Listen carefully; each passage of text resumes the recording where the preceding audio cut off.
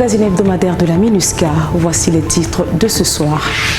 Dans le cadre des projets à impact rapide, la MINUSCA, à travers sa section des affaires civiles, a réalisé 2 forages d'eau potable, réhabilité des bureaux et a fourni des équipements scolaires à l'école Koudoukou dans le 3e arrondissement de Bangui. Une session de formation de 5 jours sur la police de proximité a réuni 30 chefs des unités de la gendarmerie et de la police, dont les commandants de compagnie, les commandants de brigade et les commissaires et les commandants d'unités des villes de Mbaïki, Pissa, Damara, Boali, Boussambélé et Yaloki. La Commission nationale de lutte contre la prolifération des armes légères et de petit calibre, COMNAT ALPC, avec le soutien de la MINUSCA, a officiellement lancé les activités de sensibilisation liées à la collecte et au marquage des armes en République centrafricaine. L'expert indépendant des Nations Unies sur la situation des droits de l'homme en République centrafricaine, Marc Yao Agbetse, est en visite de travail à Bangui. Objectif, évaluer la situation des droits de l'homme dans le pays. Bonsoir. L'école Koudoukou, située dans le quartier PK5, l'un des quartiers de Bangui qui a été fortement secoué par la crise militaro-politique de 2013, a réceptionné des bureaux réhabilités, des points d'eau potable et des tables bancs. Cet appui de la MINUSCA mis en œuvre dans le cadre des projets à impact rapide a pour objectif de soutenir les efforts du gouvernement pour la scolarisation des enfants. Il contribue surtout à satisfaire les besoins les plus pressants de la communauté. Désiré Yangou et Ornella Goutia y étaient. L'école Koudoukou dans le 3e arrondissement de Bangui a réceptionné le 27 juillet 2022 2 forages et des bureaux réhabilités équipés sur une initiative de la section des affaires civiles de la MINUSCA. Je pense que le message aujourd'hui clé, c'était vraiment qu'on reste ensemble naturellement avec la communauté, et dans le secteur éducation, on est toujours prêt à soutenir tous les efforts, comme on vient de le faire d'ailleurs avec la fin de l'année scolaire à travers le pays, en organisant un petit peu et en facilitant les soutiens à l'organisation des examens de l'année scolaire. La construction de ces points d'eau et la réhabilitation de ces bureaux s'inscrit dans le cadre des projets à impact rapide. Elle vise non seulement à fournir de l'eau potable aux élèves, enseignants et à la population environnante, mais aussi à offrir un cadre décent de travail aux responsables académiques de cet établissement. Le matériel qu'on a réceptionné aujourd'hui va nous faciliter les commodités de conversation avec les parents d'élèves, parce que depuis 2 ans, nous sommes uniquement regroupés dans un seul bureau. Et avec les nouveaux mobiliers que nous avons reçus, chaque direction aura son propre bureau et ça nous permettra de bien travailler l'année prochaine. Situé dans le quartier du PK5, cet établissement scolaire a été fortement affecté par la crise de 2013 qui a vu des conflits intercommunautaires entre les chrétiens et les musulmans de la localité. Cette crise a empêché les enfants d'aller à l'école plusieurs années. Aujourd'hui, l'école Koudoukou a eu des besoins et nous avons été choisis parmi tant d'autres fondations ou ONG afin de réaliser ces travaux-là au bénéfice de l'école Koudoukou et de la population de KM5. Tous ces dons ont été financés à totalité par la MINUSCA et à l'unité CUPS. Les travaux ont duré 5 mois. Le montant total du projet s'élève à 24 millions de francs CFA. Merci Ornella. La police de proximité vise à établir des liens de qualité entre la population et sa police par le partage d'informations. La police doit être proche des citoyens en privilégiant la communication afin de connaître leurs besoins en matière de sécurité. C'est dans ce cadre que la police de la MINUSCA, en appui avec le programme des Nations Unies pour le développement, a initié cet atelier de formation au profit des chefs d'unité des forces de sécurité intérieure centrafricaines. Nos reporters Serge Mbilika et Cyrus Mangikete étaient sur le terrain. Les chefs des unités de la police et de la gendarmerie à la périphérie de la ville de Bangui ont pris part à une session de formation en police de proximité, organisée à Bangui le 25 juillet 2022 par le gouvernement centrafricain avec l'appui de la MINUSCA et du PNUD. Cette session de formation vise à renforcer les capacités techniques et opérationnelles des responsables des forces de sécurité intérieure afin de faciliter la mise en œuvre de la politique ministérielle de la police de proximité modèle centrafricain. Aujourd'hui, nous avons la politique du gouvernement avec l'appui de la MINUSCA s'inscrit pour qu'on puisse avoir la notion de police de proximité. C'est depuis 2019 qu'on a mis en place cette politique de police de proximité modèle centrafricain. La population, c'est un acteur du secteur de sécurité. Vous devez être en contact permanent avec la population. La sécurité est un bien collectif qui découle de la trilogie paix, sécurité et développement. C'est sur ce mot que le contrôleur général Mohamed Prince Aledi, représentant du chef de la police de la MINUSCA, a demandé au chef des unités de s'approprier de tous les modules qui seront développés dans le cadre de l'atelier sur la police de proximité modèle centrafricain. L'occasion qui va donner cette fois-ci, et une fois encore, de parler de cet outil, il faut la saisir. Il faut vous approprier de ces actes fondamentaux, de ces actes principaux sur lesquels vous serez appelé à jouer votre rôle en tant que force publique aux côtés d'autres. Le lieutenant Pan Bertin, adjoint au commandant de compagnie de Mbaïki, est conscient de ce que la police et la gendarmerie doivent améliorer leur collaboration avec la population et les leaders des communautés pour la paix et la sécurité. On veut maintenant pour être en contact permanent avec la population, pour leur montrer que nous sommes là maintenant. Il n'y a pas de peur, on est là en contact permanent avec notre population. Sensibiliser la population de la Lobaye en général, les maires, les chefs de quartier, les leaders communautaires et religieux en particulier, est la mission que le lieutenant Pan Bertin, adjoint au commandant de compagnie de Maïki, se donne en vue de leur implication effective et efficace dans la recherche de la paix et la sécurité dans sa zone de juridiction. Dès que quand je vais retourner à Lobaye, je vais faire sensibiliser toute la population, les jeunes, monsieur le maire, tout le monde, toute la population de notre localité pour être en contact avec eux, pour leur montrer ce qu'on peut faire maintenant. 30 participants au total, dont 15 responsables de la gendarmerie et 15 responsables de la police de différentes villes de la République centrafricaine, ont pris part à cette session de formation. La MINUSCA soutient le gouvernement centrafricain dans le cadre de la mise en œuvre de cet outil de police de proximité, modèle centrafricain, à travers des sessions de formation. Rappelons que l'un des principes directeurs de la stratégie de la réforme du secteur de sécurité est la conception humaine et humanisme de la sécurité. Ce qui conduit à considérer la réforme du secteur de la sécurité comme un moyen de consolider la paix, la cohésion sociale et de prévenir les conflits. Merci Cyrus. Le marquage des armes s'effectue par la gravure de façon indélébile sur la carcasse ou la boîte de culasse d'une arme à feu. Il comporte les renseignements tels que le nom de son fabricant, son numéro de série et les 2 derniers chiffres de l'année de son importation.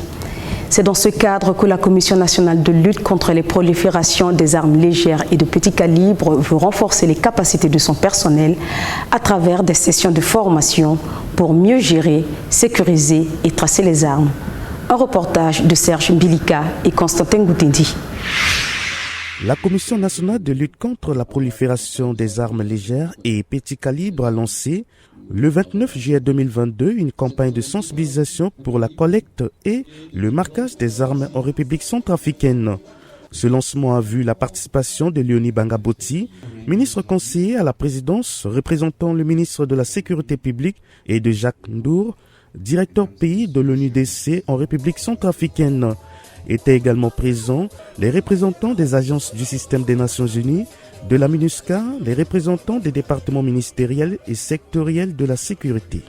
Depuis 2018, le Programme mondial de lutte contre le trafic illicite d'armes à feu de l'ONUDC a constamment accompagné la République centrafricaine pour faire face à ses choix politico-stratégiques en matière de gouvernance sécuritaire, en parfaite phase avec ses engagements internationaux et régionaux, notamment la mise en œuvre de la Convention de Palerme contre la criminalité transnationale organisée, avec son protocole visant la lutte contre le trafic illicite d'armes à feu, mais aussi la Convention de Kinshasa sur les armes légères et de petit calibre.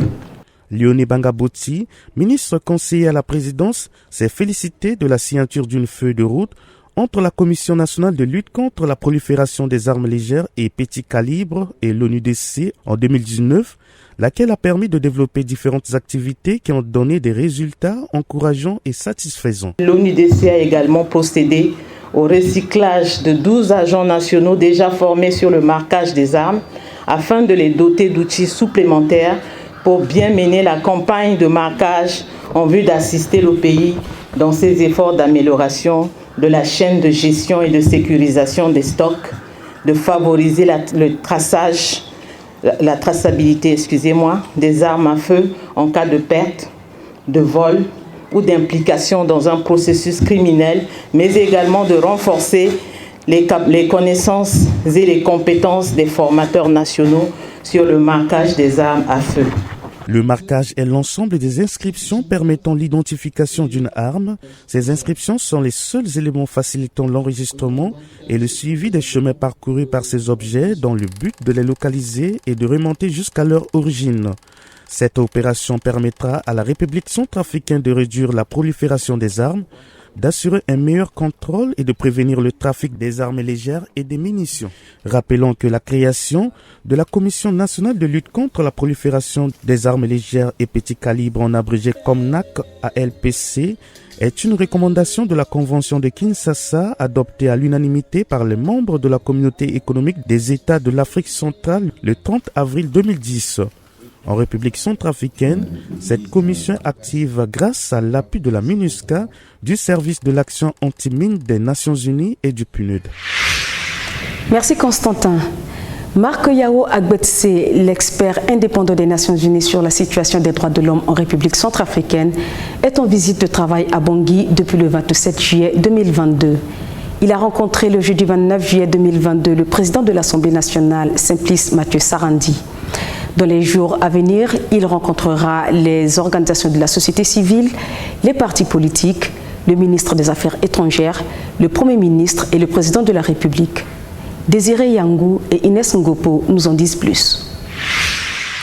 Arrivé le 27 juillet 2022 à Bangui, l'expert indépendant des Nations Unies sur la situation des droits de l'homme, Marc Yao Agbetse, a été reçu en audience le 29 juillet 2022 par le président de l'Assemblée nationale, Simplice Mathieu Sarandi, en présence de Isatou Harris et de 3 membres du bureau de l'Assemblée nationale centrafricaine. Nous avons évoqué un sujet majeur qui concerne la jeunesse parce que il est tout à fait important et nous en sommes convaincus que actionner les leviers concernant la jeunesse pour pouvoir favoriser l'entrepreneuriat jeune, le leadership jeune, favoriser la formation professionnelle, l'enseignement technique et agricole de la jeunesse constitue une étape décisive pour le redressement de la République centrafricaine. Dans leur échange, les deux personnalités ont aussi évoqué la loi sur la décentralisation, le code de protection de l'enfant, ainsi que la nécessité de prendre des mesures pour leur application. Les échanges ont également porté sur la situation des droits de l'homme en République centrafricaine. On constate certes une diminution des violations, mais l'intensité des violations demeure un sujet d'inquiétude pour nous. Et pour moi, il est nécessaire que les forces de sécurité et de défense de la République centrafricaine puissent faire œuvre de retenue en ce qui concerne la commission des violations de l'homme, parce que c'est tout à fait inadmissible que les forces de défense et de sécurité qui sont censées protéger la population puissent commettre des violations sur la même population. Rappelons que la République centrafricaine a aussi fait des progrès dans le domaine des droits de l'homme en adoptant et en promulguant la loi relative à l'abolition de la peine de mort. Merci Inès. Nous suivrons tout à l'heure un reportage réalisé par Serge Koswaté sur les accusations de pratiques de sorcellerie et les violences liées à ces accusations à l'endroit des enfants et des femmes. Restez avec nous.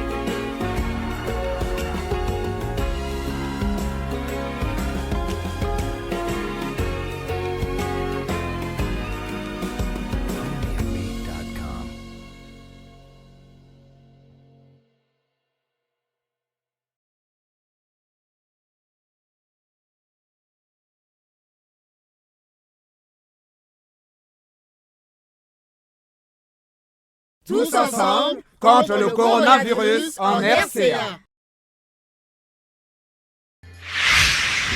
Nous sommes de retour. Merci d'être restés avec nous. Sans plus tarder, suivons ensemble ce reportage. Les croyances à la sorcellerie sont largement répandues dans différents pays d'Afrique en général et en particulier en République centrafricaine. La crise à répétition qu'a connue le pays a fragilisé le tissu socio-économique, politique et sécuritaire, ce qui a favorisé plusieurs comportements déviants au sein de la communauté. Les personnes de troisième âge, les femmes et les enfants sont accusés de pratiques de sorcellerie et sont victimes de la vindicte populaire.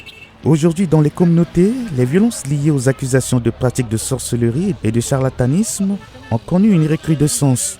C'est dans ce cadre que la police de la MINUSCA a organisé le jeudi 14 juillet 2022 une séance de formation à l'intention des acteurs de la justice pour se pencher sur les accusations de pratiques de sorcellerie. Les séances ont porté sur la nature et la forme de la sorcellerie dans les débats judiciaires, la prévention de la justice populaire et des détentions injustes sur base d'accusations de sorcellerie et les modes de preuve en matière pénale. Amédée Sangolovo, un citoyen de Bangui, demande à la population de cesser de se rendre justice et en particulier pour ces cas d'accusation de pratiques de sorcellerie. Selon lui, seule la sensibilisation auprès de la population pourrait éradiquer le comportement violent de la vindicte populaire. Ceux qui sont accusés pour la pratique de la sorcellerie, je vois que ce sont des choses qui ne sont pas vraiment réelles. Parce que quand quelqu'un qui fait un acte et que vous l'appréhendez, c'est ça que vous voyez que vraiment c'est bon que cette personne est accusée. Mais quelqu'un, une mère ou une grand-mère qui est déjà fatiguée, et elle se trouve dans le quartier, elle n'a pas des enfants ou quoi. Finalement, on vient, l'accuse, on dit qu'elle est sorcière. Parfois, un petit enfant qui est désœuvré, et finalement on le prend, on dit qu'il est sorcier. Alors c'est pas bon, je vois que c'est pas bon. Le taux d'analphabétisme étant élevé en République centrafricaine, certaines personnes ont tendance à remettre toutes les causes de leurs échecs ou de leurs malheurs sur la sorcellerie ou le charlatanisme. Un cultivateur qui fait des mauvaises récoltes, il dit que c'est la sorcellerie qui est la base de son échec. Un étudiant qui n'a pas réussi ses études dit que c'est Satan ou c'est son oncle qui l'a ensorcelé. Quand quelqu'un ne réussit pas en commerce, il dit que c'est parce qu'il est ensorcelé. Donc tout le monde explique son échec par la sorcellerie. Ça, il faut arrêter avec cette pensée. En détention à la prison pour femmes de Bimbo pour accusations liées à la sorcellerie, une veuve mère de 13 enfants et 3 petits-fils souhaite être mise en liberté afin de s'occuper de sa famille. Problème, tu fais accusation. Ça tenait là, ça a le kundu na tereche malenge. Tenene là, atene iso église aza yorona onche malenge ni selongi sana irichimbi. Et puis na legeche a prophétie. Né là, c'est là ça ganambi geso. Ada fangba ngaranto chimbi apembe sere 8 mois 9 mois là mbe kana yaneso ade la ko gona mbi ma avocat mbe payelo mais yini là le s'ouvre né na mbe tene mbi gona nganga pela mbi juchuso. Les croyances en sorcellerie existent mais elles demeurent difficiles à prouver. En matière de sorcellerie, les choses sont beaucoup plus spirituelles que physiques. Ce n'est pas palpable, il n'y a pas de preuves, a dit Annie Blanche Gabirol, une habitante de Bimbo, un quartier de Bangui. Sur le plan spirituel, on a vu à l'église des gens venir dire « Je suis née sorcière, ce n'est pas de ma propre volonté, ça m'a été transmis par cordon ombilical, ma mère m'a transmis ce mauvais héritage dont je voudrais me débarrasser ». Malheureusement, nous les chrétiens aussi, il y a certains pasteurs, on vient se confier à toi pour demander la délivrance. Et quand le pasteur n'est pas discret, il en parle à sa femme va en parler à certaines sœurs, on va commencer à stigmatiser la personne, les gens vont la montrer du doigt, se sentant mal à l'aise et puis étant dans la confusion, dans la honte, elle préfère quitter, sans pour autant que la délivrance a été faite. Les accusations de pratiques de charlatanisme et sorcellerie constituent un crime prévu par les articles 149 et 150 du Code pénal centrafricain. Cependant, ces articles ne définissent pas les pratiques de sorcellerie, ne donnent pas des éléments constitutifs de l'infraction et laissent le juge dans l'embarras. Le président de la chambre correctionnelle de la cour d'appel de Bangui souhaite que cette loi soit révisée. Il a demandé à la population d'avoir confiance en la justice et que nul n'a le droit de se rendre justice. Selon lui, ceux qui pratiquent la vindicte populaire, qui tuent les gens, se mettent en travers de la loi et seront poursuivis pour crimes ou coups et blessures volontaires. Ce n'est pas par la justice populaire, par la violence qu'on peut résoudre des questions de société. La justice est un outil précieux qui permet de résoudre les problèmes de la société. Aujourd'hui, nous perdons des gens, nous perdons des femmes qui pouvaient même contribuer au développement de ce pays. Mais ces personnes, en raison de la justice populaire, sont tuées, sont lynchées à la va-vite, sans que la justice ne se prononce. Vous voyez, c'est d'abord une violation des droits humains, c'est une violation des droits de l'homme. La prison pour femmes de Bimbo accueille 28 détenus, dont 6 accusés de pratiques de sorcellerie et de charlatanisme. Quelles que soient les inculpations, les détenus doivent être traités comme des êtres humains qui ont des droits et des obligations. Ces détenus, des cas de pratiques de sorcellerie, là, ceux-là, elles ont duré à la détention pour la simple raison que leur dossier n'était pas traité par rapport au niveau des juges. Je peux prendre un exemple d'une détenue qui a passé même 2 ans. Son inculpation, c'est la sorcellerie, mais qui a eu à passer 2 ans à la détention. On n'a pas cessé, on n'a pas manqué de souligner. On n'a pas manqué de souligner ça plusieurs fois. Donc vraiment, c'est dans ce cas-là que je dis que leur traitement est un peu différent par rapport aux autres. La justice populaire continue de faire des victimes dans les provinces centrafricaines, surtout dans les zones qui sont sous contrôle des groupes armés. La police des Nations Unies lancera dans les jours à venir une campagne de sensibilisation sur la protection des femmes, des enfants et des personnes âgées en général contre les accusations de pratiques de sorcellerie, et cela dans toutes les préfectures de la République centrafricaine. Cette initiative permettra aux chefs des quartiers, aux maires, aux officiers de la police judiciaire de mieux comprendre la gravité de ces cas d'accusation. Merci Constantin.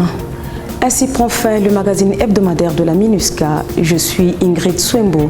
Prenez bien soin de vous et au plaisir de vous retrouver très bientôt.